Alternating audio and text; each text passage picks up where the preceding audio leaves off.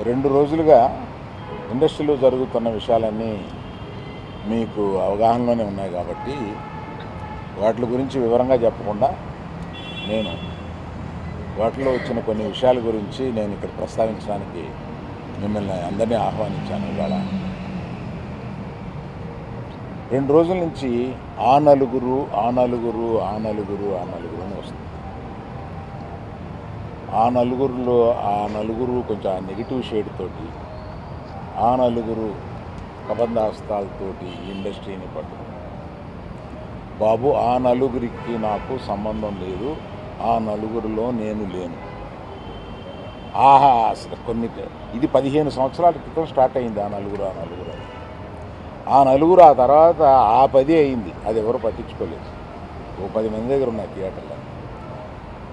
నేను ఆ నలుగురు వ్యాపారంలో నేను బయటకు వచ్చేసాను. నేను లేను. కోవిడ్ ఆ టైంలోనే బయటకు వచ్చేసాను. నాకున్న అంటే ఎగ్జాంపుల్ ఇలా చెప్పొచ్చు అనుకోవచ్చు, తెలంగాణలో నాకు ఒక్క థియేటర్ కూడా లేదు ప్రస్తుతం. తెలంగాణలో నాకు ఉన్నది ఒకే ఒక థియేటరు, త్రిబుల్ దానికి ఓనర్.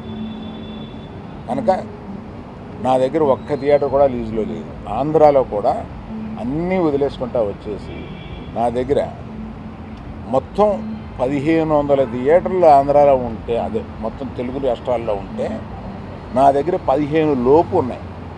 అన్నీ వదిలేసుకుంటారాగా అవి కూడా మా స్టాఫ్ తోటి లీజులు అయిపోయిన తర్వాత ఎప్పుడు లీజులు రెన్యూ చేయకండి వీటిని అని చెప్పాను. కనుక నా దగ్గర ఆ థియేటర్లు లేవు. ఎందువల్ల నన్ను అంటే పాత అలవాటు కొద్దీ అందరూ నన్ను ఆ నలుగురులో అదేదో ఫోటోలు వేయడానికి అది బాగుంటాయి కనుక అందరి పెద్దల ఫోటోలు వేస్తా విమర్శకు బాగుంటుంది కనుక కొంచెం అలా విమర్శిస్తున్నారు.